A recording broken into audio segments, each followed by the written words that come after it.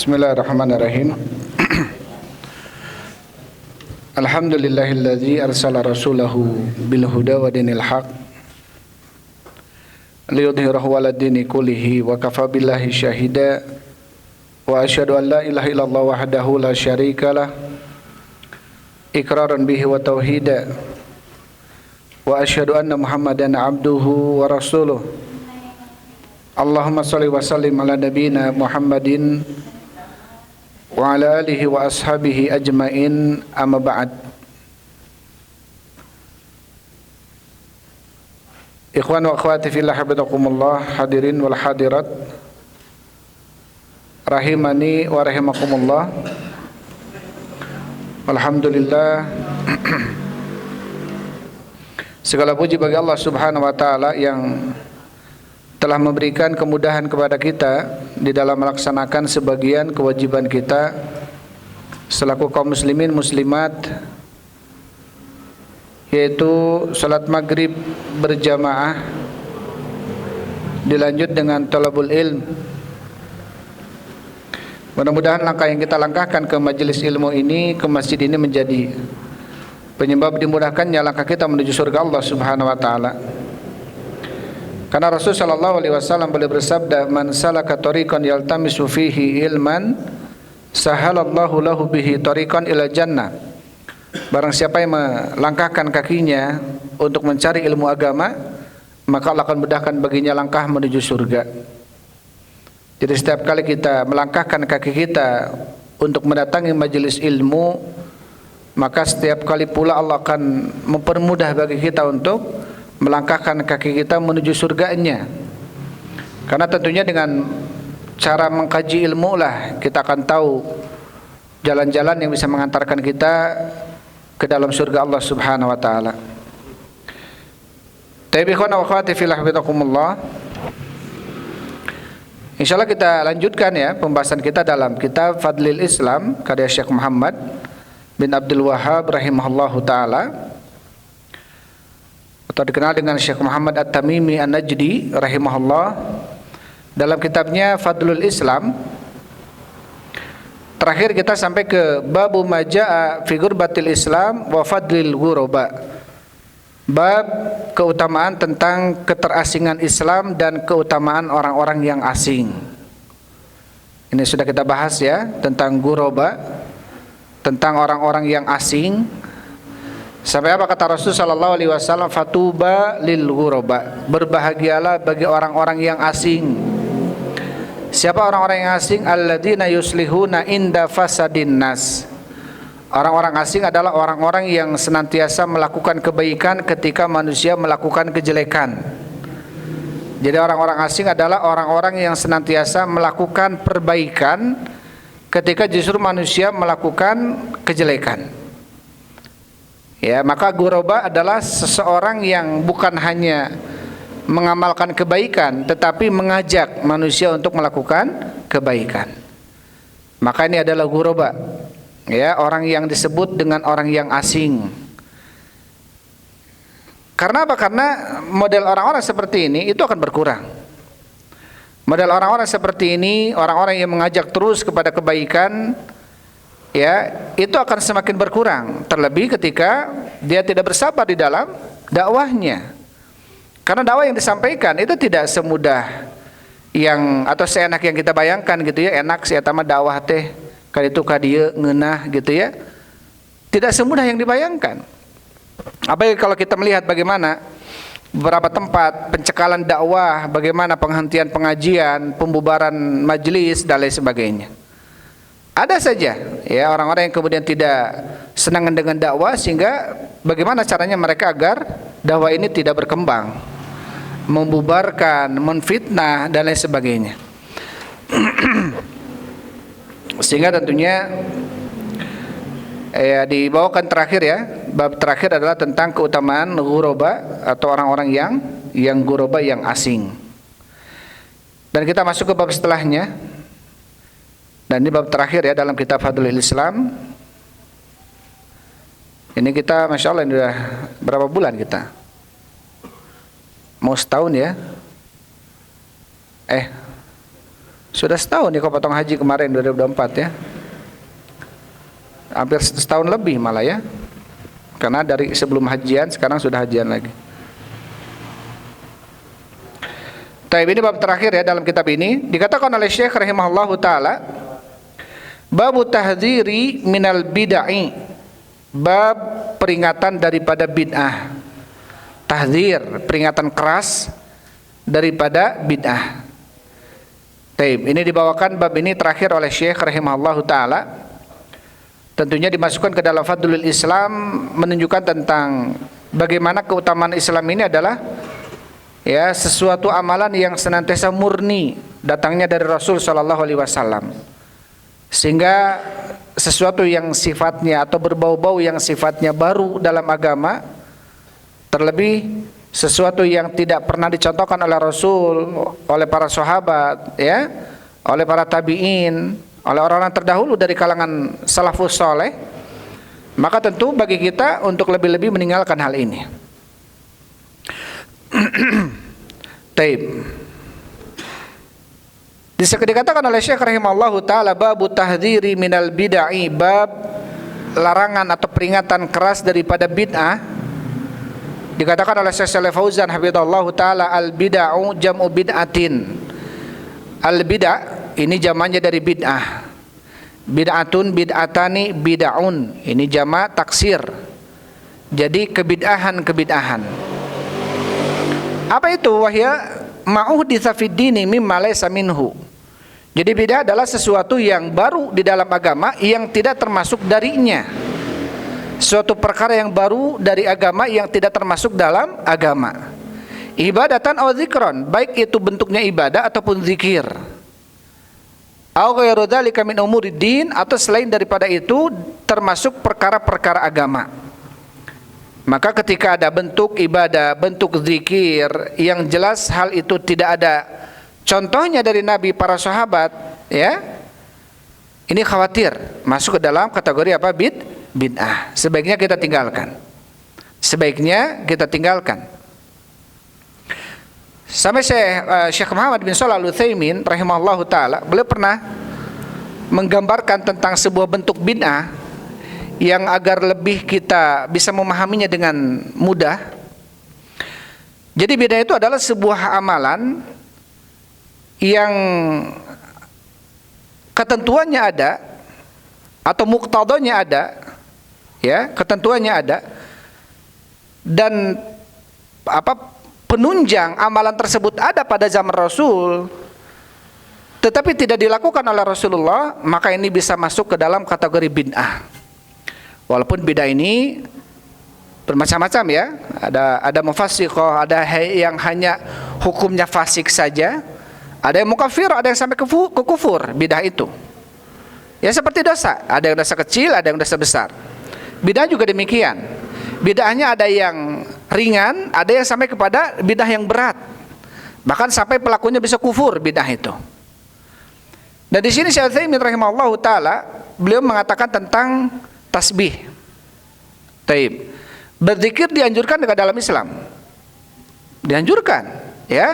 Rasul sallallahu alaihi wasallam, wasabbihu bukratan wa asila. Bertasbihlah kalian di pagi dan petang hari. Ya, dan bahkan menganjurkan untuk kita senantiasa berzikir sehabis salat kita. Biji-bijian ada enggak pada zaman Rasulullah? Biji-bijian ada pada zaman Rasul. Tali untuk menyatukan biji-bijian ada enggak? Bisa enggak dilakukan pada zaman Rasul? Bisa dilakukan. Kenapa Rasul enggak membuat itu? Taib. Kata Syekh Utsaimin, berarti ini masuk ke dalam kategori apa? Bid'ah. Walaupun bid'ahnya mungkin kecil. Ya. Walaupun bedanya mungkin kecil gitu ya, tapi tetap masuk ke dalam kategori bid'ah. Berarti menunjukkan sebaiknya kita berzikir dengan apa? Dengan jari jemari kita. Tuntutan ibadah itu ada, penunjang ibadah juga ada, tetapi tidak dilakukan oleh Rasul, maka masuk ke dalam kategori bid'ah. Kata Rasul sallallahu alaihi wasallam, beliau mengatakan, "Sawwu sufufakum," meluruskan saf-saf kalian. Ada enggak pada zaman Rasulullah kapur untuk menggariskan garis biar para sahabat duduk atau berdiri di atas garis itu? Ada enggak? Ada. Tapi dilakukan enggak itu oleh Rasulullah? Tidak dilakukan, kata Syekh Utsaimin. Yang ada Rasul sawu sufufakum. Ya, wahadil bainal a'nak. Dan satukanlah pundak-pundak kalian dan mata-mata kaki kalian. Dan Rasul melihat. Bahkan Rasul sampai melihat ke saf yang kedua. Ini maksudnya saya menggambarkan menggaris saja di masjid tujuannya agar lurus jamaah safnya.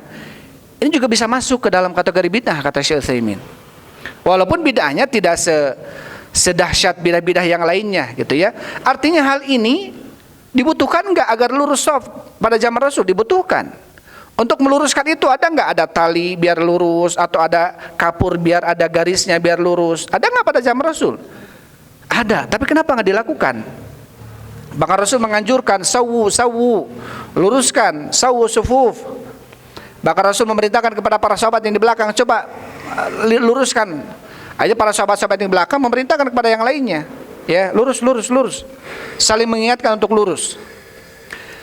Ini perkara yang kemudian kita bisa ambil dari ini, sesuatu yang ada anjurannya, penunjangnya juga ada, tetapi tidak dilakukan, maka ini bisa masuk ke dalam kategori bid'ah. Beda dengan mikrofon, beda dengan pengarah suara, nggak ada pada zaman Rasulullah.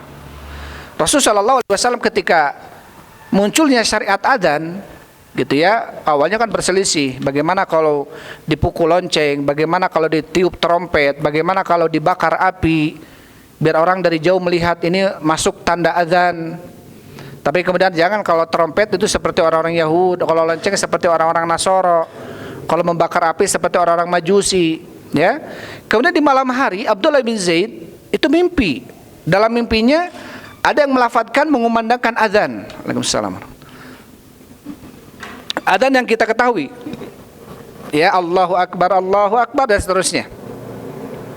Kemudian Rasulullah SAW memerintahkan kepada Bilal, ya Bilal, azin fa innaka anda sautan. Wahai Bilal, azanlah engkau, karena engkau adalah orang yang paling lantang suaranya. Berarti di dalam adzan ini dibutuhkan orang yang lantang suaranya. Salah satunya ketika itu adalah Bilal. Kalau sekarang bagaimana? Kalau sekarang tidak lantang pun karena ada mikrofon, itu tidak mengapa, karena sudah terwakilkan. Apakah kemudian mikrofon bid'ah? Tidak bid'ah, karena nggak ada pada zaman Rasulullah. Adzan dianjurkan pada zaman Rasul, ketentuan penunjang untuk sampainya suara pun dianjurkan, tapi nggak ada alatnya. Dan baru-baru sekarang alatnya ada, maka ketika pakai mikrofon bukan bid'ah, ya. Jadi salah yang kemudian mengatakan yang kalian pakai mobil adalah bid'ah, pengarah suara adalah bid'ah. Ya, harus kita garis bawahi, kebidahan ini adalah di dalam masalah agama, ya, masalah agama. Taib. Kemudian Syekh Shalih Fauzan hafizahullah taala, beliau mengatakan fadinul kamil walillahil hamd, agama ini sudah sempurna, segala puji bagi Allah. Li'annahu ma yatawaffa atau ma tuwfiya Rasulullah illa wad-dinu kamilun. Karena tidaklah Rasul diwafatkan oleh Allah Subhanahu wa taala kecuali agama ini sudah sempurna. Sebagaimana Allah Subhanahu wa taala berfirman, "Al-yauma akmaltu lakum dinakum." Pada hari ini aku telah sempurnakan bagi kalian agama kalian. Jadi menunjukkan agama ini sudah apa? Sudah sempurna. Fala yahtaju ila ahadin ya'ti wa yudifu ila dini syai'an jadidan. Maka enggak butuh, ya, kepada seseorang kemudian datang dan menyandarkan kepada sebuah agama sesuatu yang baru. Walau kanat niyatuhu sholihah, walaupun niatnya soleh, walaupun niatnya baik. Fala yajuzu hadza, kata Syekh, maka hal ini tidak boleh. Tidak boleh. Fahada mubtadi'un walau kanat niyatuhu sholihatun fad-dinu la yaqbal ziyadah. Maka seorang yang melakukan kebidahan walaupun niatnya soleh, niatnya baik, kan ini mah cuma zikir-zikir saja, kan ini mah makan-makan bareng, kan ini dan lain sebagainya, niatnya kan soleh, niatnya kan baik. Ketika hal itu tidak ada anjurannya, tidak ada perintahnya, bahkan tidak dicontohkan oleh Rasul para sahabatnya, ini khawatir masuk ke dalam kategori apa? Bid'ah. Li'annallaha akmalahu, karena Allah telah menyempurnakan agama ini. Al-yauma akmaltu lakum dinakum. Pada hari ini aku telah sempurnakan bagi kalian agama kalian. Ya, maka inilah bid'ah. Ya, bid'ah. Sampai kata Imam Malik bin Anas rahimahullahu taala, imam termasuk tabi'in, Beliau mengatakan man istahsana fid dini yaraha hasanatan. Barang siapa yang mengada-ngada dalam sebuah agama, sebuah amalan yang dia melihat amalan itu baik, faqad za'ama anna Muhammadan khana risalah, maka sungguh dia telah menuduh bahwasanya Nabi Muhammad telah berkhianat di dalam risalah. Jadi seakan-akan ada wahyu dari Allah yang disampaikan kepada Nabi dan Nabi tidak memberikannya, menyampaikannya kepada kita. Jadi seakan-akan demikian. Kalau kita beramal sebuah amalan dan kemudian menganggap istihsan, apa itu istihsan? Menganggap perkara ini baik dalam agama, padahal Nabi tidak mencontohkannya, kan ini mah baik gitu ya. Ini justru apa? Ada bentuk di dalam amalan tersebut secara tidak langsung kita telah menuduh Nabi Muhammad berkhianat di dalam risalah. Berarti seakan-akan ada wahyu yang Allah belum sampaikan kepada kita oleh Rasulnya. Berarti Rasul berkhianat kalau begitu. Ya, maka ini tidak boleh. Maka ini tidak boleh. Taib. Setelah membawakan bab, ya, penulis rahimahullahu taala kemudian membawakan hadis. Dibawakan hadis yang pertama oleh Syekh rahimahullahu taala. Anil Irbad bin Sariyah, dari Irbad bin Sariyah radhiyallahu anhu, semoga Allah meridainya. Qala, berkata, wa'adana Rasulullah sallallahu alaihi wasallam mau'idatan balighah, telah memberikan ujangan nasihat kepada kami Rasul sallallahu alaihi wasallam mau'idatan balighah, dengan ujangan yang mengena, yang sempurna. Wajilat minhal qulub, bergetar dari ujangan tersebut hati. Saking mengenanya ujangan tersebut sampai hati pun bergetar. Kata siapa? Kata Irbad bin Sariyah. Wadarafat minhal uyun, dan bercucuran dari ujangan tersebut uyun, mata-mata. Artinya para sahabat mendengarkannya sampai menangis. Kulna, kami katakan, ya Rasulullah, wahai Rasulullah, kannaha mau'idatun muwaddi. Ya Rasulullah, para sahabat mengatakan seakan-akan ini seperti nasihat orang yang akan pergi, seperti nasihat orang yang akan pergi meninggalkan gitu ya.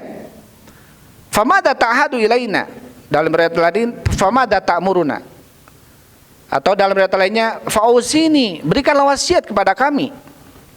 Karena para sahabat melihat wasiat ataupun ujangan yang disampaikan oleh Rasulullah ini saking mengenanya sampai mata bercucuran, sampai hati bergetar gitu ya. Seakan-akan ini wasiat yang akan pergi, seseorang yang akan pergi gitu ya, baik meninggal atau akan pergi perjalanan jauh. Sehingga para sahabat meminta kepada Rasulullah untuk apa? Memberikan nasihat atau wasiat. Qala, Rasul mengatakan, usikum bitaqwallah, aku wasiatkan kalian untuk bertakwa kepada Allah Subhanahu wa taala, wasam'i wa ta'ah, dan untuk mendengar dan taat. Wa in ta'ammaru 'alaikum 'abdun, walaupun yang memerintahkan kalian adalah seorang budak. Artinya walaupun yang memimpin kalian adalah seorang apa? Seorang budak. Fa innahu may ya'is minkum fasayara ikhtilafan katsira, maka sesungguhnya barang siapa yang hidup di antara kalian akan melihat perselisihan yang banyak. Fa'alaikum bisunnati wa sunnatil khulafa ar-rasyidin, maka wajib bagi kalian berpegang teguh dengan sunnahku dan sunnahnya khalifah-khalifah yang mendapatkan petunjuk min ba'di, yaitu setelahku. Addu 'alaiha bin nawajid, gigitlah oleh kalian dengan gigi geraham. Artinya apa? Itu tadi ya, sunnah-sunnah itu tadi, gigit dengan gigi geraham. Wa iyyakum muhdatsatil umur, jauhi oleh kalian perkara-perkara yang baru. Fa inna kulla muhdatsatin bid'ah, karena sesungguhnya setiap perkara yang baru itu adalah bid'ah. Wa kulla bid'atin dhalalah, dan setiap yang bid'ah itu adalah sesat. Qala Tirmidzi haditsun hasanun sahih. Berkata Imam Tirmidzi, ini hadisnya hasan dan sahih. Taib. Di dalam hadis ini, taib, Nabi SAW memberikan apa? Memberikan ujangan ya kepada para sahabat. Dan tentunya ini adalah salah satu kebiasaan Nabi SAW, yaitu senantiasa memberikan apa? Memberikan nasihat, memberikan ujangan. Ini termasuk kebiasaan siapa? Kebiasaan Nabi SAW, senantiasa memberikan nasihat ya, ujangan. Dan di antara ujangan-ujangan Nabi SAW, ya, ujangan tersebut membuat para sahabat menangis. sahabat bergetar hati mereka.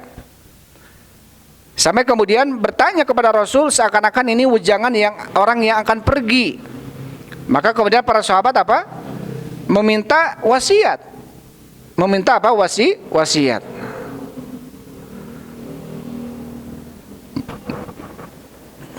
Taib. Dan kemudian wasiat yang pertama yang disampaikan oleh Rasul sallallahu alaihi wasallam, usikum bitaqwallah. Aku wasiatkan kalian untuk bertakwa kepada Allah Subhanahu wa taala. Jadi ini nasihat yang pertama yang diberikan oleh Rasul sallallahu alaihi wasallam kepada para sahabat ketika diminta, "Ya Rasulullah, berikanlah nasihat kepada kami." Maka Rasul mengatakan, "Usikum bitaqwallah." Aku wasiatkan kalian untuk bertakwa kepada Allah Subhanahu wa taala. Karena tentunya ini adalah wasiat yang terbaik, ya, wasiat yang paling mulia agar kita bertakwa kepada Allah Subhanahu wa taala. Dan ini pun termasuk wasiat Allah Subhanahu wa taala. Walaqad awhayna ilaika wa ilal ladzina min qablika an ittaqullah. Sungguh kami telah memberikan wasiat, ya, kepada orang-orang sebelummu dan juga kepadamu ya Muhammad, anittaqullah, agar bertakwa kepada Allah. Dan juga Nabi Allah Subhanahu wa taala berfirman, ya ayuhan nabi ittaqillah, wahai nabi bertakwalah engkau kepada Allah. Wa khairuz zadi taqwa, sebaik-baik bekal seseorang adalah takwa. Artinya ini adalah wasiat yang paling utama. Ketika seseorang saling memberikan wasiat satu dengan yang lainnya, yang paling utama adalah agar senantiasa bertakwa kepada Allah Subhanahu wa taala. Tetapi tidak sampai di sana. Rasul mengatakan, usikum bitaqwallah, aku wasiatkan kalian untuk bertakwa kepada Allah. Artinya bertakwa kepada Allah, bentuk takwa kepada Allah juga taat kepada Rasul. Man yuti'illaha faqad, man yuti' Rasul faqad ata Allah. Barang siapa yang taat kepada Rasul, maka dia sungguh telah taat kepada Allah. Jadi ketaatan kepada Allah salah satu bentuk ketaatan dia kepada Rasul, salah satu bentuk ketaatan kepada Allah. Jadi antara taat kita kepada Allah dengan taat kita kepada Rasul tidak bisa dipisahkan ini. Sebagaimana ya alladzina amanu taib, atiullaha wa atiur rasul wa ulil amri minkum. Taatilah oleh kalian Allah, taatilah oleh kalian Rasul dan ulil amri di antara kalian. Di sini juga sama, Rasul mengatakan apa? Usikum bitaqullah azza wajal wa sam'i wa ta'ah. Aku wasiatkan kalian untuk bertakwa kepada Allah azza wajal dan untuk mendengar dan taat. Artinya sampai, ya, memberikan ketaatan kepada pemimpin, as-sam'u wa ta'ah li ulil amri. Ini termasuk apa? Perkara yang sangat penting. Sampai Allah Subhanahu wa taala jadikan ketaatan tersebut setelah ketaatan kita kepada Allah, setelah ketaatan kita kepada Rasul, dan kemudian ketaatan kita kepada ulil amri, ya, kepada pemimpin. Karena apa? Karena ini termasuk hal yang perlu untuk ditegakkan. Hal yang perlu untuk ditegakkan, dan tidak bisa seseorang kemudian dia hanya takwa kepada Allah dan kepada Rasul saja, tetapi dia tidak taat kepada ulil amri. Kecuali kalau ulil amri memerintahkan kita untuk bermaksiat kepada Allah Subhanahu wa taala, maka tidak boleh kita taat kepada mereka. Sampai kata Syekh Shalih Fauzan hafizahullah taala, wa man taqwallaha sam'a wa ta'ata liwulatil umuril muslimin, ya, wa min taqwallah, dan termasuk bentuk ketakwaan kepada Allah adalah mendengar dan taat kepada pemimpin-pemimpin muslimin. Li'annahu bisami wa ta'ati yahsulu lahum ijtima'ul kalimah. Karena dengan mendengar dan taat kepada pemimpin akan tercipta sebuah apa? Ijtima', persatuan. Ya, makanya kenapa Allah dan Rasulnya memerintahkan kita untuk taat kepada pemimpin? Ya, karena apa? Akan tercipta sebuah apa? Ijtima', persatuan. Wa quwwatul ummah, dan kekuatan umat, wa tamamul amri, dan sempurnanya urusan. Beda kalau kemudian apa? Kita membangkang. Kalau kita kemudian bahkan menjatuhkan, ya, yang terjadi adalah justru kelemahan. Negara ini akan lemah kalau kemudian pemimpinnya kita terus demo mereka, kita terus gulingkan mereka, kita terus acak-acak mereka. Ya, mereka akan lemah, dan negara ini akan lemah di mata negara-negara yang lainnya. Ketika pemimpinnya sudah tidak dihormati oleh masyarakatnya, dia akan lebih tidak dihormati oleh negara-negara yang lainnya. Maka salah satu bentuk as-sam'u wa ta'ah adalah bentuk apa? Ketakwaan kita kepada Allah dengan cara kita mendengar dan taat. Taib usikum bitaqwallah was-sam'u wa ta'ah, mendengar dan taat. Wa in ta'ammara 'alaikum 'abdun, walaupun yang memerintah kalian adalah seorang hamba. Di sini ungkapan dari Rasul sallallahu alaihi wasallam menunjukkan tentang hal kalaupun itu terjadi, artinya nanti ke depannya ketika yang menjabat sebagai pemimpin adalah seorang budak, ya, secara logika budak itu tidak akan jadi pemimpin. Dia budak, bagaimana bisa jadi pemimpin? Dia pun bawahan manusia, dia pun seorang budaknya manusia, bagaimana bisa jadi pemimpin? Tapi kalau itu terjadi, gitu ya, seorang budak dia bisa jadi pemimpin, tetap kita harus apa? Kita harus taat. Tetap kita harus taat. Nggak kemudian kan ini mah dia mah seorang budak gitu, masa kita harus taat? Tidak, kalau kekuasaan sudah di tangannya, ya, kalau kekuatan sudah di tangannya, kepemimpinan sudah di tangannya, berarti kita sebagai masyarakatnya wayahana kita harus taat. Apalagi selama perintah-perintahnya yang disampaikan adalah perintah untuk kita taat kepada Allah Subhanahu wa taala. Di sini kata Syekh Shalih Fauzan, waliul amri yuta'u liman sabihi. Pemimpin itu ditaati karena kedudukannya dia sebagai seorang pemimpin. Wala yandur ila syakhsihi wa hayatihi, dan tidak dilihat kepada kondisi dan fisiknya seseorang, tidak. Wa innama yundaru ila mansabihil adim, tetapi yang dilihat darinya adalah kedudukannya yang mulia, yaitu dia sebagai pemimpin. Tapi ketika seorang pemimpin ya sudah tidak ditaati, sudah tidak dicintai, ini khawatir ya terjadi perpecahan. Kemudian setelahnya Rasulullah sallallahu alaihi wasallam mengatakan, fa innahu may ya'is minkum fasara ikhtilafan katsira. Karena sesungguhnya barang siapa yang hidup di antara kalian akan melihat perselisihan yang banyak.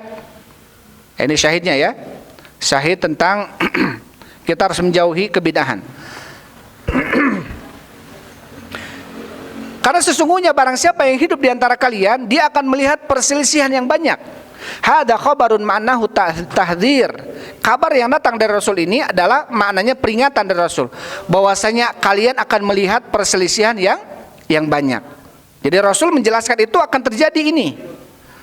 Fa innahu man talat hayatuhu fasara ikhtilafan, karena sesungguhnya barang siapa yang panjang hidupnya itu akan melihat perselisihan. Pada zaman Rasul tidak ada perselisihan.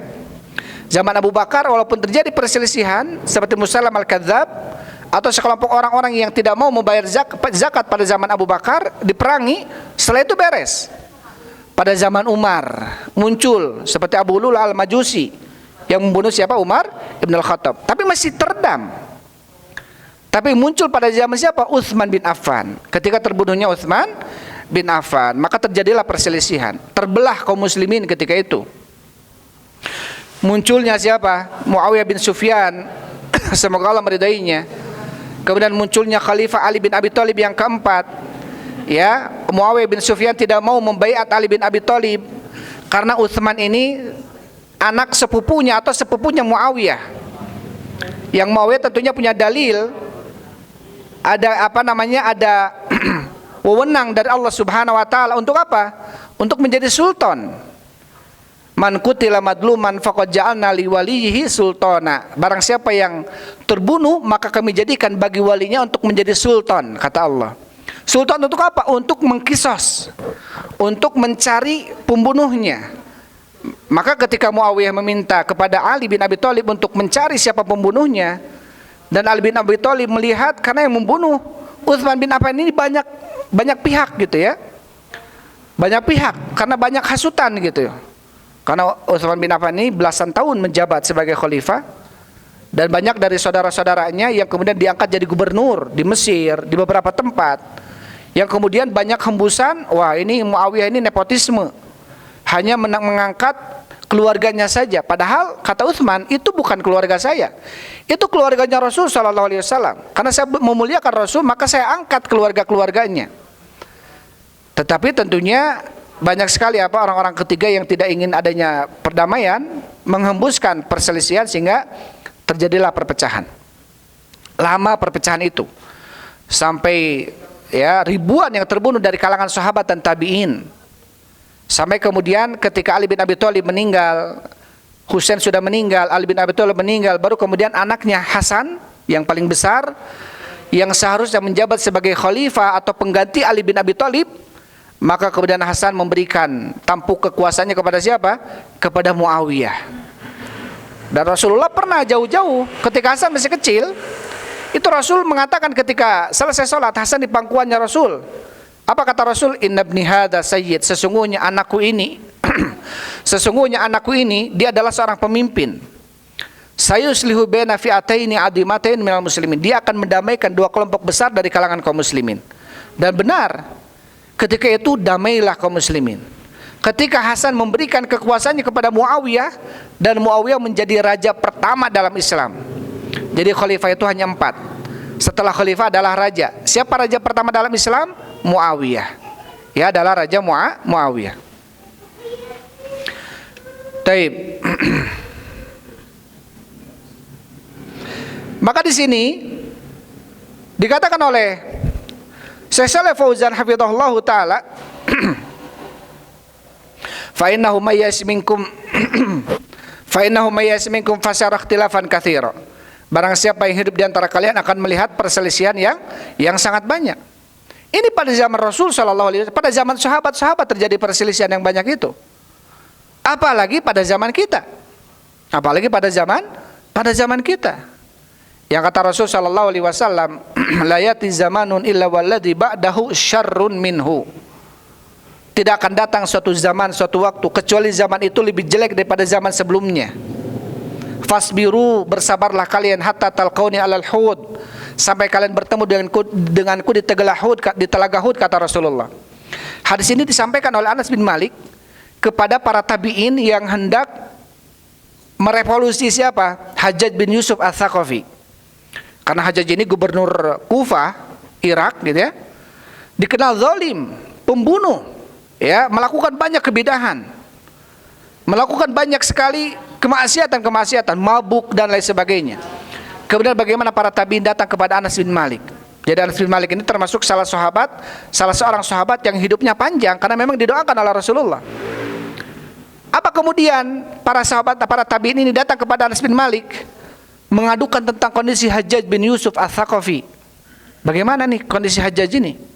Kita lihat bagaimana para tabi'in tidak kemudian bersikap mengedepankan nafsu, tapi apa? Musyawarah dengan orang yang lebih berilmu. Kenapa? Karena masih ada sahabat ketika itu, yaitu Anas bin Malik.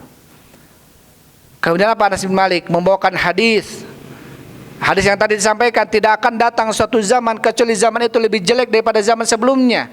Bersabarlah kalian sampai kalian menemuiku di telaga Hud. Artinya tidak akan datang suatu zaman kecuali zaman itu lebih jelek. Itu lebih jelek. Ya, tentunya kita bersabar dengan kondisi pemimpin kita sekarang. Karena belum tentu, mungkin nanti mah kalau si ini jadi presiden mungkin lebih baik. Wallahu a'lam bishawab. Karena kalau mau dan kalau ingin kebaikan itu ada, kita rubah kita sendiri. Kita rubah sebagai masyarakat yang baik. Insya Allah kita akan mendapatkan pemimpin yang baik. Ya, insya Allah akan mendapat pemimpin yang baik. Taib. Adan ya. Fa innahu mayyaz minkum fasyara ikhtilafan katsira. Barang siapa yang hidup di antara kalian akan melihat perselisihan yang sangat banyak. Pada zaman Rasul saja, pada zaman sahabat tadi terlihat perselisihan yang banyak. Muncul pada zaman Ali bin Abi Thalib kelompok Syiah Rafidhah, kemudian kelompok Nawasib, kelompok Mu'tazilah, Jahmiyah dan seterusnya. Taib. Kita jeda ya sampai hadis ini. Kita lanjut setelah ini. Kita lanjut setelah salat Isya. Wallahu a'lam bishawab. Alhamdulillah wassalatu wassalamu ala Rasul.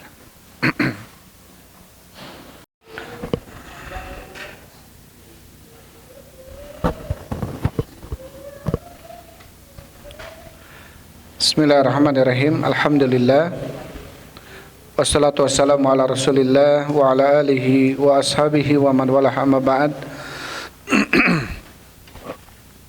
Ikhwana fillah hafizakumullah.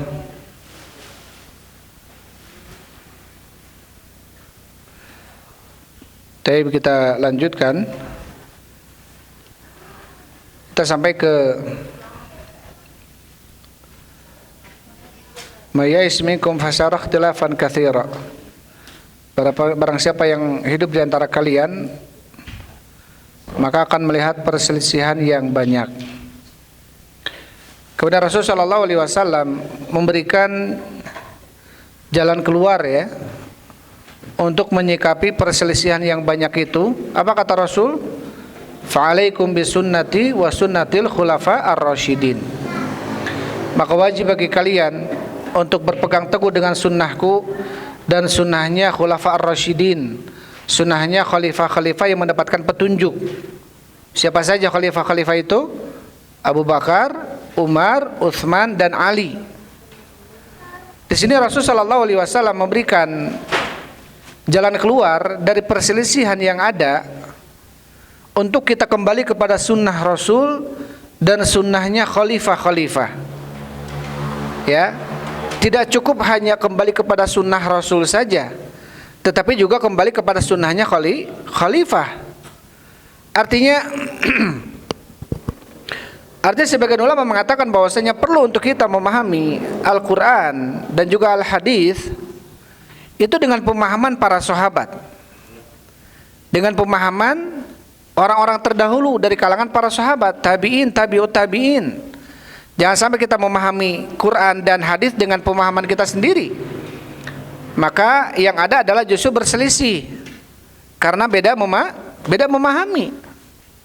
Tetapi ketika kita kembalikan pemahaman, maksud, tafsir daripada hadis dan ayat, itu kembalikan kepada para sahabat, tabi'in, ya, tabi'ut tabi'in. Karena mereka adalah generasi-generasi yang dipuji oleh Rasul sallallahu alaihi wasallam. Sebagaimana Rasul sallallahu alaihi wasallam beliau mengatakan khairul quruni qarni. Sebaik-baik kurun, sebaik-baik generasi adalah generasiku. Generasi yang di dalamnya ada para sahabat. Tsummal ladzina yalunahum, kemudian generasi setelahnya yaitu tabi'in. Tsummal ladzina yalunahum, kemudian generasi setelahnya yaitu tabi'ut tabi'in. Maka ketika kita memahami Al-Quran dan hadis dengan pemahaman masing-masing, ini khawatir justru terjadi perselisihan, terjadi perpecahan.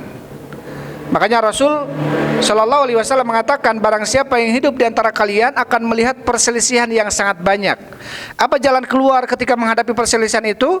Alaikum bisunnati, wajib bagi kalian berpegang teguh dengan sunnahku dan sunnahnya khalifah yang mendapatkan petunjuk. Taib.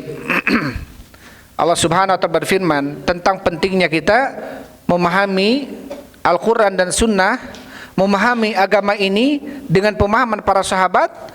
Allah Subhanahu wa ta'ala berfirman, fa in amanu bimithli ma amantum bihi faqad ihtadaw. Jika mereka beriman seperti kalian beriman, kalian di sini adalah para sahabat. Jika mereka beriman seperti kalian beriman, maka mereka telah mendapatkan hidayah, petunjuk. Di dalam ayat lain surat An-Nisa Allah Subhanahu wa taala berfirman, "Wa may yushakkikir rasul min ba'di ma tabayyana lahul huda wa yattabi' ghayra sabilil mu'minin nuwallihi ma tawalla wa nuslihi jahannam wa sa'at masira." Dan barang siapa yang durhaka kepada Rasul setelah jelas baginya hidayah, petunjuk, tetapi apa?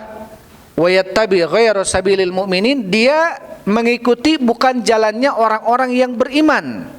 Siapa jalan orang-orang beriman? Maksudnya adalah para sahabat. Jadi barang siapa yang telah mendapatkan hidayah, petunjuk, artinya masuk Islam, tetapi memahami Islamnya bukan dengan jalannya sabilul mu'minin, bukan dengan jalannya sabilul mu'minin, maksudnya adalah sahabat. Apa kata Allah? Nuwallihi ma tawalla, kami biarkan kesesatannya. Jadi kami biarkan mereka tersesat. Tapi apa kata Allah? Wa nuslihi jahannam, dan kami akan lemparkan di neraka jahannam. Wasa'at masira, dan jahanam sejelek-jelek tempat kembali. Sampai Allah Subhanahu wa taala mengatakan orang yang tidak memahami hidayah, petunjuk yaitu Islam dengan pemahaman sabilil mu'minin, jalan orang-orang beriman, ini bisa masuk ke dalam kategori kesesatan. Maka penting untuk kita apa? Selain berpegang teguh dengan Quran dan Sunnah, juga kita memahami Quran Sunnah dengan pemahaman siapa? Pemahaman sahabat, pemahaman salafus soleh dari kalangan sahabat, tabi'in, tabi'ut tabi'in. Ini penting ya untuk kita garis bawahi, jangan sampai kita memahami dalil dengan pemahaman kepala kita masing-masing, ya, dengan pemahaman hawa nafsu kita masing-masing. Maka Rasulullah SAW beliau mengatakan, addu 'alaiha bin nawajid, ya, gigit oleh kalian perkara itu dengan gigi geraham. Apa itu maksudnya? Sunnah Rasul dan sunnah para sahabat. Pegang itu kuat-kuat agar kita tidak tersesat, agar kita tidak tersesat.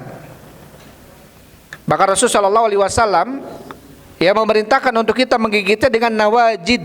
Nawajid ini adalah gigi geraham.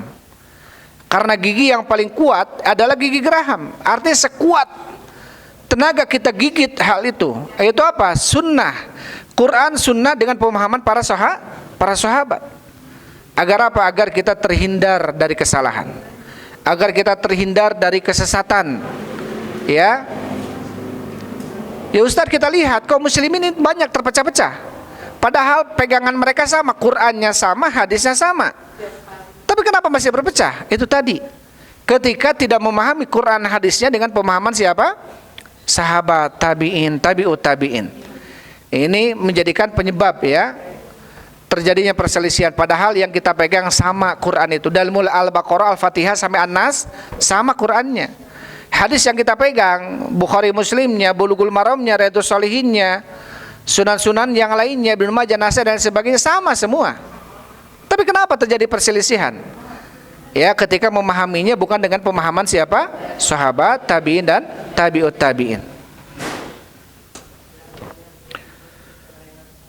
Taib. Addu 'alaiha bin nawajid, gigitlah oleh kalian dengan gigi geraham. Hada min siddatil hirs, menunjukkan apa? Menunjukkan hirs, sangat semangatnya di dalam menggigit hal itu. Artinya bersemangat di dalam mengamalkan Quran sunnah dengan pemahaman sahabat. Sampai kalau perlu digigit dengan gigit yang paling kuat, yaitu gigi geraham. Taib.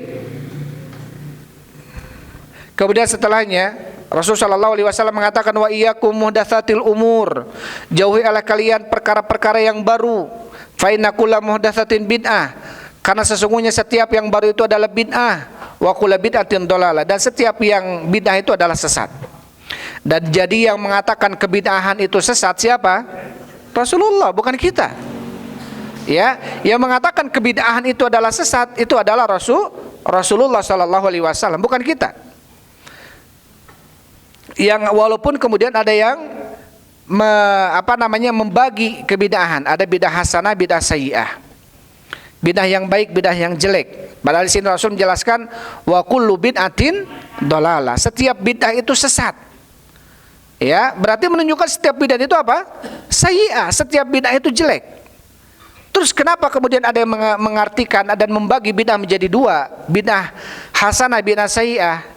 Ini bid'ah secara definisi bahasa. Ya, mengambil perkataan Umar bin Khattab atau mengambil hadis dari hadis Rasulullah SAW. Man sanna sunnatan fil islami hasanatan. Barang siapa yang mencontohkan dalam Islam sunnah yang baik, falahu ajruha wa ajru man amila biha ila yaumil qiyamah. Barang siapa yang mencontohkan dalam Islam sunnah yang baik, maka baginya pahala dan pahala orang yang mencontohnya. Dan di sini man sanna sunnatan hasanatan, barang siapa yang mencontohkan sunnah yang baik, artinya apa? Ini asbabul wurud hadis ini tentang para sahabat bersedekah, masalah sedekah. Ada seseorang bersedekah dengan 1 kepal gandum, ada seseorang bersedekah dengan 2 kepal gandum dan lain sebagainya. Maka Rasul mengatakan man sanna sunnatan hasanatan, barang siapa yang mencontohkan sunnah yang baik. Karena sedekah bukan bid'ah, sedekah amalan baik dalam Islam. Ketika itu para sahabat, ketika Rasulullah SAW melewat, ada seseorang dari Yaman, Mujta bin Taib, dari Yaman ya, mempunyai pakaian yang compang-camping. Kemudian Rasul mengatakan, man yatasaddaq ala hadza, siapa yang mau bersedekah atas orang ini?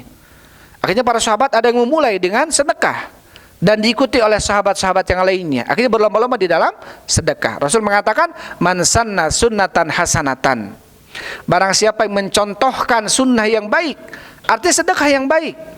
Ya, dan sedekah bukan bid'ah. Sedekah adalah amalan soleh. Hanya saja barang siapa mencontohkan amalan yang baik, yang memulai amalan itu sehingga orang lain mengikutinya, maka bagi dia pahala, ya, yang mengikuti, yang diikutinya sampai hari kiamat. Taib. Dan juga hadis atau perkataan Umar bin Khattab ketika masalah tarawih. Tarawih, Rasulullah SAW mengamalkannya berjamaah, mengimami jamaah beberapa hari, ya, 2 malam, gitu, malam ketiga, keempat dan seterusnya. Rasul tidak mendatangi lagi. Ketika ditanya oleh para sahabat kenapa tidak mengimami lagi tarawih, Rasul mengatakan, inni akhsha an tufradu alaikum, saya khawatir tarawih jadi wajib bagi kalian. Kalau sudah wajib akan berat bagi kalian. Maka Rasul meninggalkan salat tarawih berjamaah.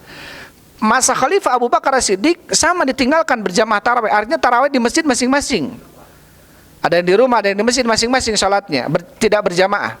Pas zaman Umar bin Khattab, maka kemudian inisiatif Umar untuk disatukan melalui satu imam berjamaah. Dan Umar mengatakan, nikmatil bid'ah hadhi, nikmat bid'ah yang paling nikmat itu ini, katanya, yaitu apa? Salat tarawih berjamaah. Tarawih bid'ah tidak? Tidak bid'ah. Karena dicontohkan oleh Rasul sallallahu alaihi wasallam. Berarti bentuk nikmat yang dimaksudkan oleh Umar adalah amalan berjamaahnya, ya, karena sebelumnya Rasul pernah mencontohkan kemudian meninggalkan karena khawatir wajib, kemudian dicontohkan lagi oleh Umar, ya, dilakukan lagi oleh Umar bin Khattab karena sudah tidak ada kekhawatiran itu, kekhawatiran menjadi wajib karena sudah terputus wahyu, gitu ya. Makanya Umar mengatakan nikmat al-bid'ah, bid'ah yang paling nikmat. Kemudian Rasulullah sallallahu alaihi wasallam mengatakan, fa inna kulla muhdatsatin bid'ah wa kullu bid'atin dhalalah. Taib.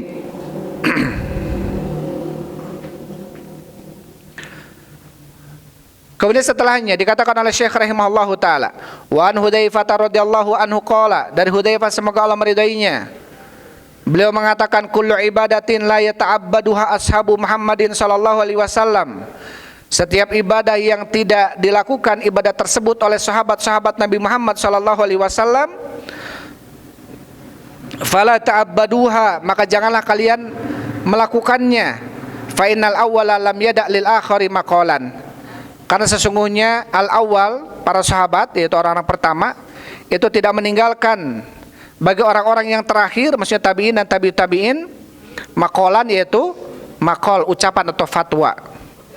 Artinya petunjuk-petunjuk para sahabat itu lebih baik daripada petunjuk siapa? Setelahnya, yaitu tabi'in dan tabi'ut tabi'in.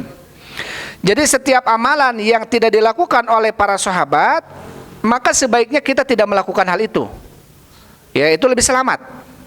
Kecuali dalam perkara-perkara nawazil, ya, faktual, kontemporer, seperti pengumpulan Al-Quran, itu tidak terjadi pada zaman Rasul sallallahu alaihi wasallam. Pada zaman Abu Bakar As-Siddiq tidak terjadi pengumpulan Al-Quran, tetapi sudah ada mulai inisiatif. Ya, pada zaman Utsman kemudian apa? Dikumpulkan Al-Quran. Kenapa? Karena para hufadul Quran, para qurra, itu sudah mulai banyak yang meninggal. Khawatir Quran ini tercecer, maka kemudian buru-buru disatukan Al-Quran, dibuat mushaf. Padahal mushaf pada zaman Rasul tidak ada, tidak dibuat oleh Rasul sallallahu alaihi wasallam.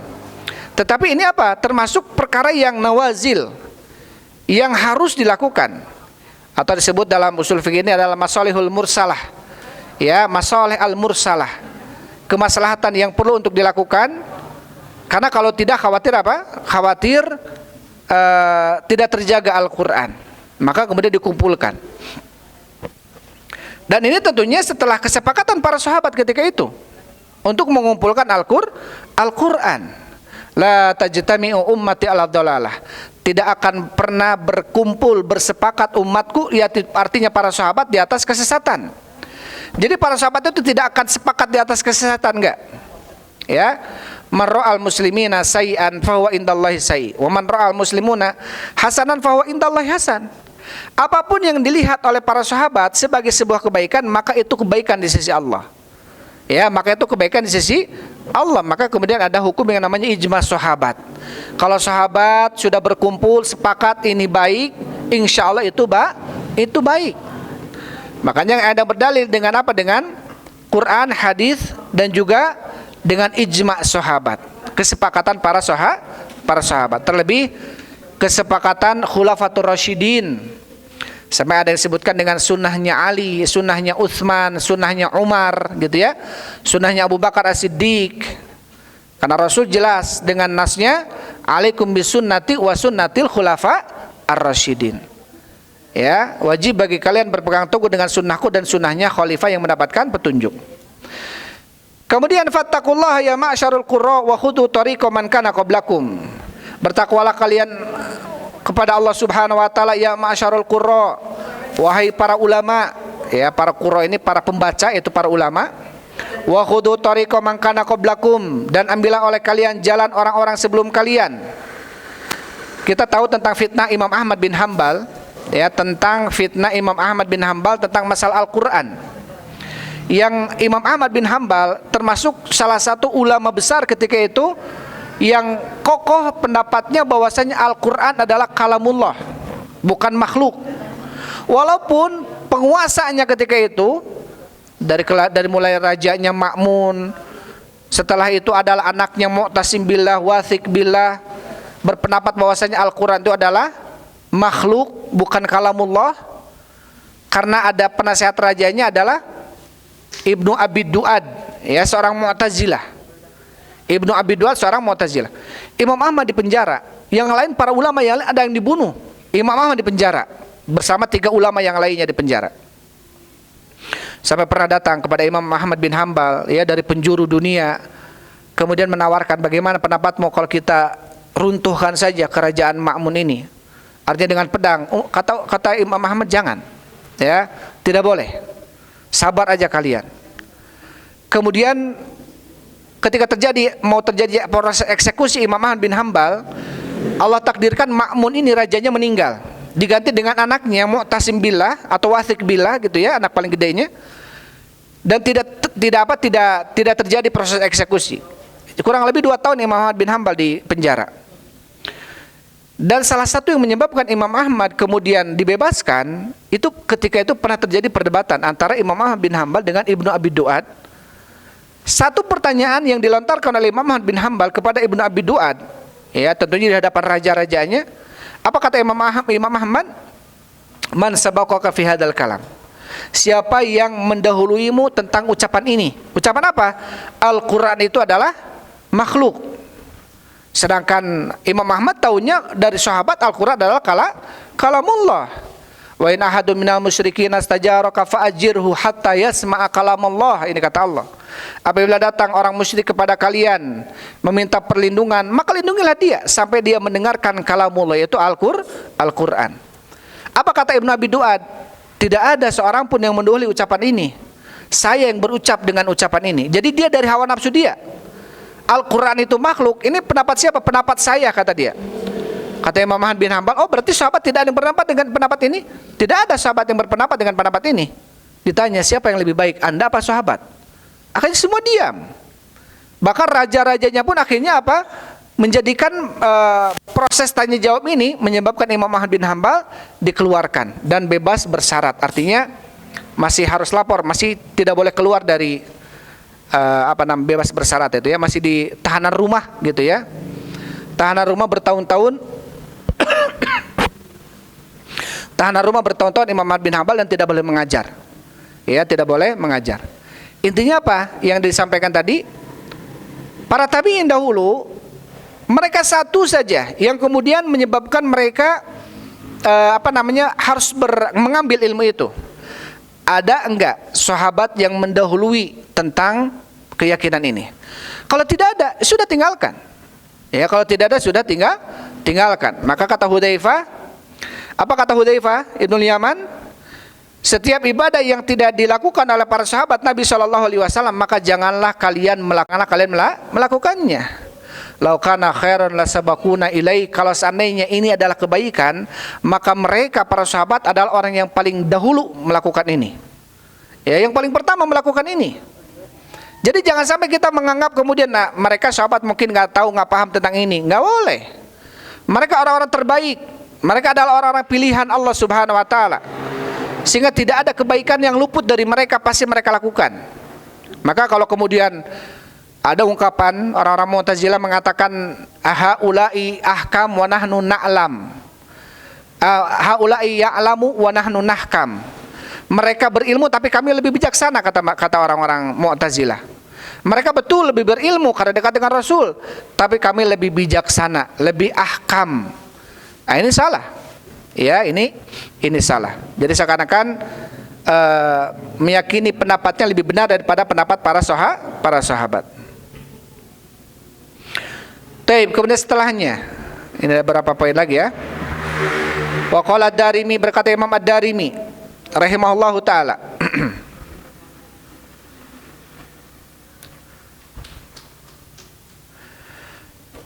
Akhbarani al-Hakamu Ibnu Mubarak an ba'ana Amr bin Yahya qala sami'tu abi yuhaditsu an abi. Telah memberikan kabar kepadaku Hakam bin Mubarak, telah memberikan kabar kepadaku Amr bin Yahya, beliau mengatakan, aku telah mendengar bapakku memberikan hadis dari bapaknya. Qala, beliau mengatakan, kunna najlisu ala babi Abdullah bin Mas'ud.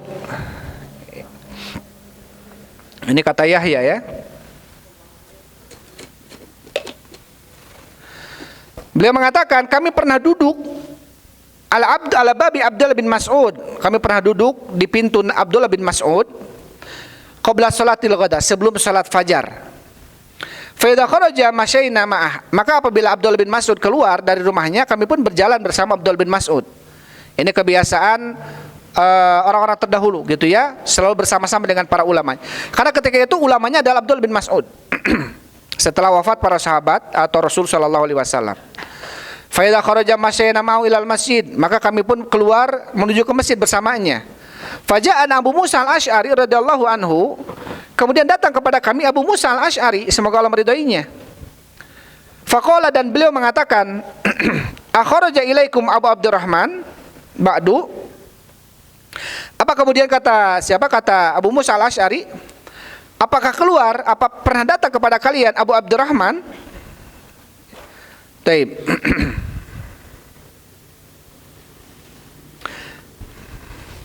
Apakah pernah keluar kepada kalian, yaitu Abu Abdurrahman yang menemui kalian?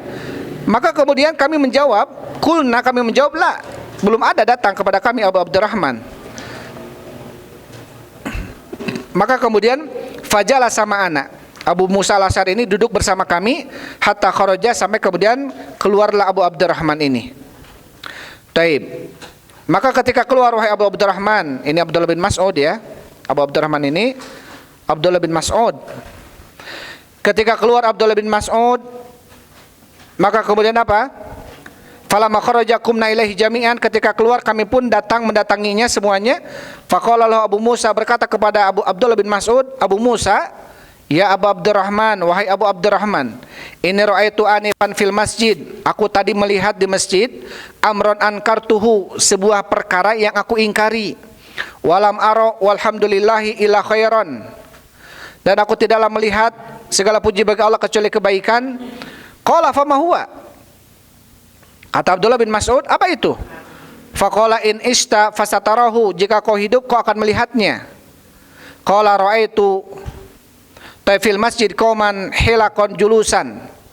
Jadi aku menganggap itu baik gitu ya, karena zikir. Apa yang kau lihat? Kemudian Abu Musa al-Asy'ari mengatakan, jadi tadi di masjid ada suatu kaum yang kaum itu berputar, berhalakoh, ya, ngeriung gitu ya. Yang tadiruna salat, mereka sedang menunggu salat. Fi kulli halqatin rajulun, di setiap riungan tadi ada seseorang. Wa fi aidihim hasa, di tangan mereka ada kerikil. Fayaqulu, dan orang tadi mengatakan kabbiru mi'ah, bertakbirlah kalian mi'ah. Wa yukabbiruna mi'ah, akhirnya jamaah yang di kumpulan tadi bertakbir. Allahu Akbar. Kata apa namanya, orang yang satu orang ini takbir 100, Allahu Akbar, Allahu Akbar, Allahu Akbar, 100. Halilu mi'ah, tahlil mi'ah 100, la ilaha illallah sampai 100. Kemudian fayaqulu sabbihu mi'ah, bertasbihlah kalian 100. Akhirnya bertasbih 100. Qala, kata Abu Musa, famada qulta lahum, apa yang kau ucapkan kepada mereka? Ma qultu lahum syai'an, kata Abu Musa al-Asy'ari ketika melihat itu, aku tidak berkata kepada mereka sedikit pun. Kenapa? Intidhara amrika wa intidhara ra'ika. Karena saya menunggu perintahmu dan menunggu pendapatmu. Di sini Abu Musa al-Asy'ari seorang ulama.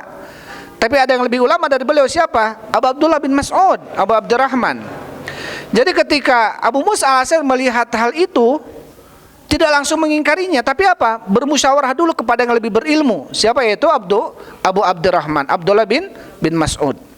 Karena aku menunggu pendapatmu. Ini menunjukkan tentang bagaimana adab ya seseorang yang mengedepankan orang yang lebih berilmu darinya. Kemudian afala amartahum an ya'uddu sayi'atihim wa tawadum talahum an la yudhi'u min hasanatihim syai'. Tidakkah kau perintahkan kepada mereka untuk menghitung kejelekan-kejelekan mereka, ya, dan untuk tidak melalaikan, menyanyiakan kebaikan-kebaikan mereka? Tsumma madha wa madaina ma'ahu, kemudian Abdullah bin Mas'ud pun berjalan, kami pun berjalan bersamanya, hatta atahal qatan min tilkal hilak, sampai kami pun menemui orang-orang yang berkumpul tadi. Faqafa alaihim, Abdullah bin Mas'ud berdiri di hadapan mereka, faqala, dan mengatakan, ma hadzal ladzi arakum tasnaun. Ada apa ini? Ada apa yang kalian kerjakan ini? Kata Abdullah bin Mas'ud. Qalu ya Aba Abdurrahman, mereka mengatakan, wahai Aba Abdurrahman, artinya Abdullah bin Mas'ud, hasana'udu bihi takbir wa tahlil wa tasbih. Ini hanya kerikil yang kami menghitung dengannya untuk bertasbih, bertahlil, bertahmid. Qala fa'uddu sayi'atikum, hitunglah oleh kalian kesalahan-kesalahan kalian. Fa ana dhaminun alla yudayyu min hasanatikum syai', maka saya menjamin untuk kalian tidak menyia-nyiakan kebaikan kalian sedikit pun. Wa yahkum ya ummat Muhammad. Wa yahkum ya ummat, celaka kalian wahai umatnya Nabi Muhammad. Ma'asra halakakum, sungguh sangat cepat kehancuran kalian ini. Haulai sahabatun nabiikum, mereka para sahabat-sahabat Nabi. Mutawafirun, masih banyak. Wa hadhi thiyabuhu lam tabla, ini baju Nabi belum rusak. Wa aniyatuhu lam tuksar, ini air minum Nabi, tempat makan Nabi belum patah. Walladzi nafsi biyadihi innakum la'ala millati ahda min millati Muhammad. Demi zat yang di jiwaku ada di tangannya, sesungguhnya kalian ya telah melakukan sebuah peribadatan yang lebih seakan-akan lebih berpetunjuk daripada petunjuk Nabi sallallahu alaihi wasallam. Amuftatihuna babad dalal, apakah kalian membuka pintu-pintu kesesatan? Qalu wallahi ya Abu Abdurrahman, mereka mengatakan, demi Allah wahai Abu Abdurrahman, ma'aradna ilal khair, kami tidak menginginkan ini kecuali kebaikan. Qala wa kam min muridil khair al khairi lan yusibah. Kata Abdullah bin Mas'ud, berapa banyak orang yang menginginkan kebaikan, dia tidak mendapatkan kebaikan itu. Inna Rasulullah sallallahu alaihi wasallam haddatsana, sesungguhnya Rasul sallallahu alaihi wasallam memberikan hadis kepada kami, anna qauman yaqra'unal Qur'an, bahwasanya ada suatu kaum mereka membaca Al-Qur'an, la yuzawizu tarakiyahum, tapi Quran tersebut tidak sampai tenggorokan mereka. Wa imullah ma adri la'ala aktsaruhum minkum, aku tidak tahu, bisa jadi kebanyakan mereka adalah dari kalian. Tsumma tawalla anhum, kemudian Abdullah bin Mas'ud berpaling dari mereka. Faqala Amr bin Salimah, berkata Amr bin Salimah, semoga Allah meridainya, ra'aina amata ulaikal hilak yuta'inuna yauman nahrawan ma'al khawarij. Dan saya melihat keumuman mereka yang bertasbih tadi, berkelompok tadi, adalah mereka orang-orang yang memusuhi kami pada hari perang Nahrawan bersama orang-orang Khawarij. Jadi mereka yang mencela kami ketika kami memerangi orang-orang Khawarij. Jadi mereka membelot gitu. Nasallahu salamatu wal afiyah. Jadi di sini sebuah kemungkaran yang diingkari oleh Abdurrahman atau Abu Abdurrahman Abdullah bin Mas'ud. Taib. Sampai Abdullah bin Mas'ud mengatakan, ini pakaian Rasul belum hancur, ya, belum rusak. Ini tempat minumnya Rasul belum pecah. Para sahabat-sahabat masih banyak. Kenapa kalian melakukan sebuah amalan yang tidak dilakukan gitu ya, yang diingkari? Ini menunjukkan apa? Menunjukkan dikorelasi dengan perkataan sebelumnya tentang ketika ada sebuah amalan yang tidak dilakukan oleh para sahabat, maka kita sebaiknya tidak melakukannya karena khawatir ya jatuh kepada sebuah amalan bid'ah. Dan sini kita melihat bagaimana adabnya seorang Abu Musa al-Asy'ari ketika melihat kemungkaran. Ketika itu masih ada yang lebih berilmu darinya, yaitu siapa? Abdullah bin Mas'ud. Maka beliau kemudian bermusyawarah dengan orang yang lebih berilmu ya di dalam mengingkari kemungkaran. Artinya di dalam menyelesaikan permasalahan gitu ya. Taib, kemudian selesailah apa yang disampaikan oleh Syekh rahimahullahu taala. Ya, tadi mengakhiri wallahul musta'an wa alaihi tuklan wa sallallahu wasallam ala sayyidina Muhammadin wa ala alihi wa sahbihi ajmain. Selesailah kitab Fadlul Islam. Ya, yang terakhir ini adalah bab tahdzir minal bid'ah. Bab ya, peringatan keras dari amalan bid'ah. Taib.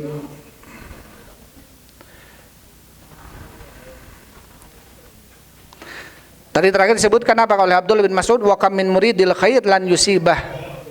Berapa banyak orang yang menginginkan kebaikan tapi dia tidak mendapatkannya. Ya.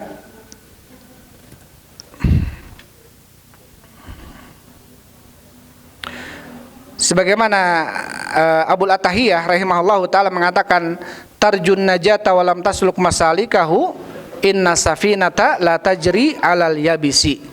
Kamu mengharapkan keselamatan tetapi kamu tidak berjalan di atas jalannya. Ketahuilah sesungguhnya perahu itu tidak akan berjalan di atas daratan. Kita tahu yang bisa menyelamatkan kita adalah Al-Quran dan Sunnah dengan pemahaman para sahabat. Kalau kita menjadikan alat untuk menyelamatkan kita selain hal ini, maka khawatir ya justru itu bisa apa? Membuat kita terjatuh kepada kesalahan. Tarjun najata walam tasluk masalikau. Kamu mengharapkan keselamatan tetapi tidak berjalan di atas jalan keselamatan. Inna safinata la tajri alal yabisi. Ketahuilah sesungguhnya perahu itu tidak akan berjalan di atas daratan. Jadi kalau kita ingin selamat, apa kata Rasul? Ya, maka berpegang teguh dengan Quran dan Sunnah, ya, dan tidak boleh melakukan kebid'ahan. Itu mungkin yang bisa saya sampaikan untuk pertemuan malam ini, dan selesai kitab yang kita bahas dalam kitab Fadlul Islam ya. Walhamdulillah. Semoga masih ingat ya, atau masih lupa. Insyaallah ada yang nempel teh aya merenya masih mainnya. Kada diujiankeun heula kitu ya.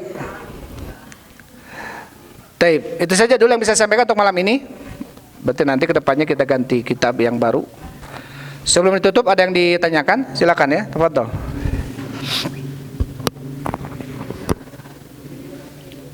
Silakan, tafadhol. Salam.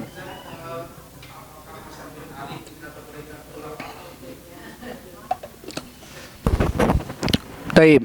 Hasan bin Ali bukan termasuk khalifah ya. Bukan termasuk khalifah. Dalam hadis Rasulullah sallallahu alaihi wasallam, khilafatu ummati salasuna sanatan, dalam hadis Bukhari. Kekhalifahan umatku itu 30 tahun. Tsumma ba'dahal muluk. Kemudian setelahnya adalah raja. Dan memang ketika dihitung khalifah itu yang 30 tahun jumlahnya. Ya, nanti bisa di googling lah ya. Abu Bakar itu hanya berapa tahun gitu ya, nggak sampai 10 tahun, hanya berapa tahun gitu. Umar, yang paling lama tuh Utsman bin Affan, kemudian Ali bin Abi Thalib. Yang kurang lebih jumlahnya itu 30 tahun. Ini dalam hadis Safinah. Bisa dilihat nanti dalam hadis Bukhari. Jadi jumlah khilafatu ummati salasuna sanah. Khilafah umatku 30 tahun, tsumma ba'dahal muluk. Kemudian setelahnya itu adalah raja. Makanya Muawiyah ini bukan khalifah. Muawiyah itu adalah raja, ya, adalah raja Malik Muawiyah. Maka setelahnya adalah Bani Umayyah, Bani Abbasiyah. Itu dari keturunan Umayyah, dari keturunan Abbasiyah Ibn Abbas atau Abbas bin Abdul Muthalib dan ke bawahnya seterusnya.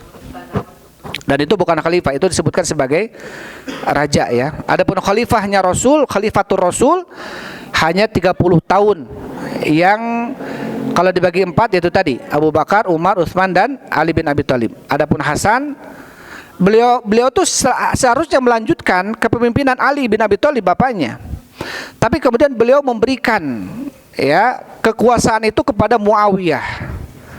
Dan ketika itu damailah antara penduduk penduduk Syam, ya Syam ini Lebanon, Palestina yang dikuasai oleh Muawiyah, dan kemudian dengan orang-orang yang ada di Kufah, di Baghdad, di Irak itu Ali bin Abi Thalib. Kemudian semuanya bersatu. Ya, semuanya kaum muslimin bersatu. Wallahu a'lam bishawab.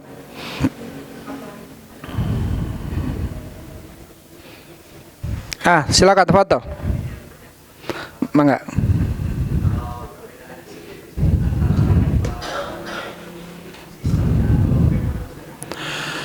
Taib. Khalifah dengan raja, ya tentu sistemnya beda juga ya. Adapun sistem yang dipakainya adalah Quran Sunnah, ya sama Quran Sunnah. Adapun khalifah kan mencakup seluruh negara kalau khalifah. Khilafatul Rasul, pengganti Rasul, yang mencakup kekhalifahan, ya, mencakup kekhalifahan. Adapun raja setelahnya, taib.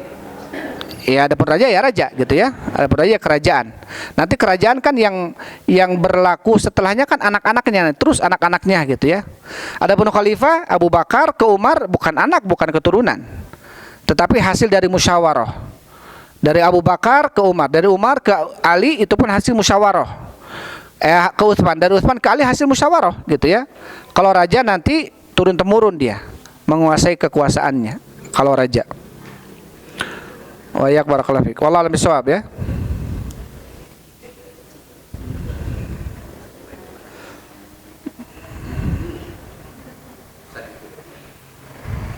Mangga akhirnya. Assalamualaikum warahmatullahi wabarakatuh.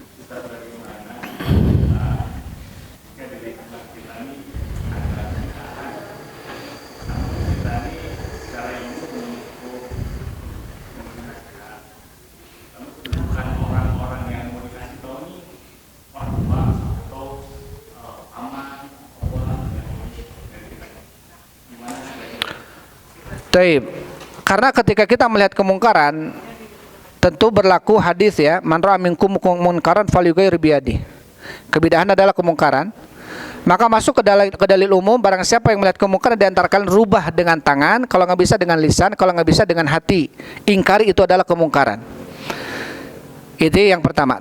Kalau yang kedua kemudian yang kita lihat kemungkaran itu dari kerabat kita yang mungkin kita bisa nasihatin dia walaupun tanpa ilmu gitu ya, ya mungkin dengan bahasa-bahasa kita lah, pendekatan ke paman, ke adik misalkan, ya tanya ya apa dalilnya, ya mungkin dengan bahasa-bahasa kita yang biar bisa diterima ya.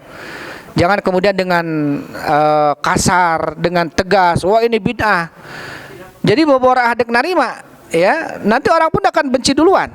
Tapi kalau kita dengan bahasa baik, sampaikan yang baik, dan ini tentunya terjadi ya dari antara sahabat atau tabi'in, di antara tabi'in ketika pernah kita sebutkan tentang hadis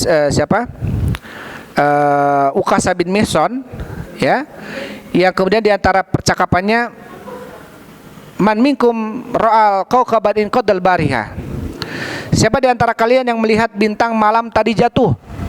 Di antara mereka ada yang mengatakan, anak, saya melihat bintang tadi jatuh. Kemudian apa yang kamu lakukan? Saya melihat tadi malam tadi, saya melihat bintang jatuh, tapi saya melihat bintang jatuh itu bukan lagi sholat. Terus sedang apa kamu? Saya disengat katanya. Terus apa yang kamu lakukan? Saya meminta ruqyah.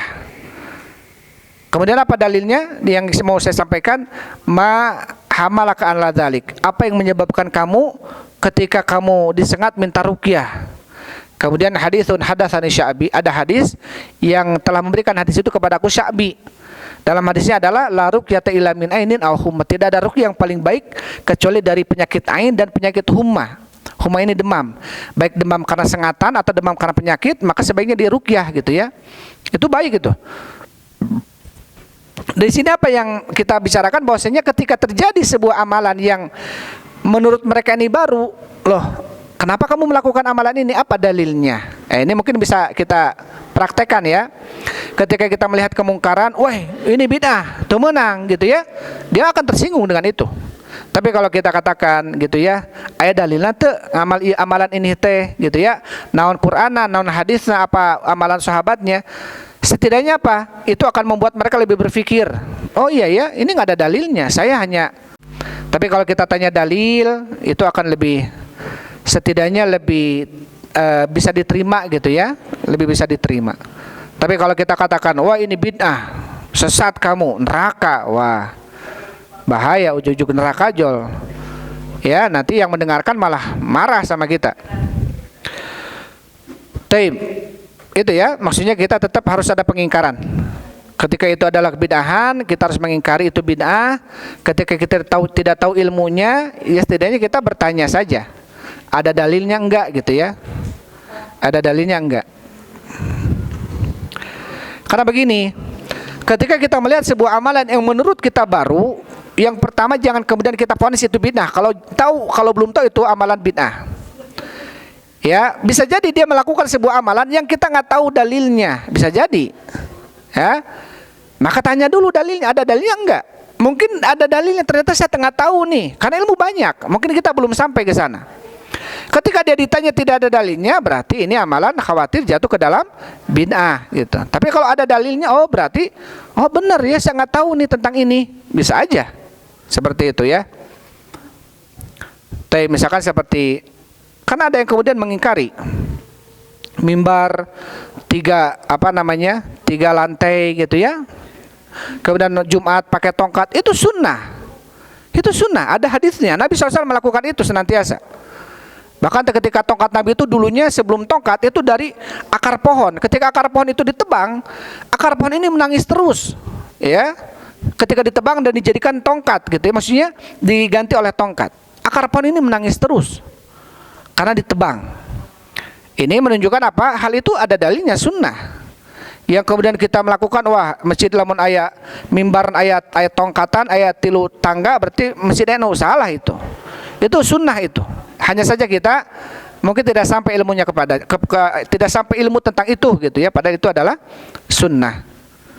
Jadi banyak hal yang perlu untuk kita tidak gampang mengatakan itu bid'ah sampai betul-betul tahu dalilnya. Sampai betul-betul tahu dalilnya. Allah a'lam bishawab.